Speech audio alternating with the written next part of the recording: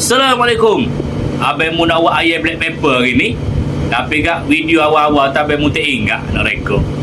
Jadi siapa nak buat, nak tera, boleh tengok di komen. Nanti abang mu bubuh cara-cara dia. Okey, luncur.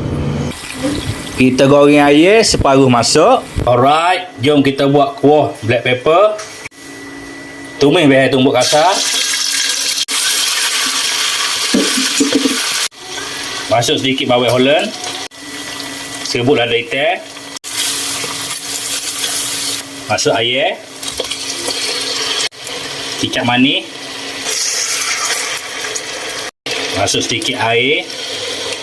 Garam. Gula.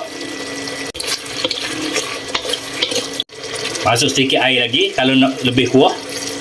Carrot. Bawang Holland. Padi.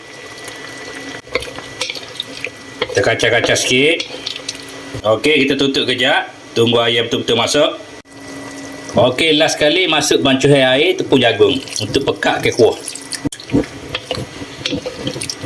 Inilah hasilnya ayam black pepper abang mu. Kuah pekat molek tu. Okey, terima kasih kepada yang menonton. Assalamualaikum.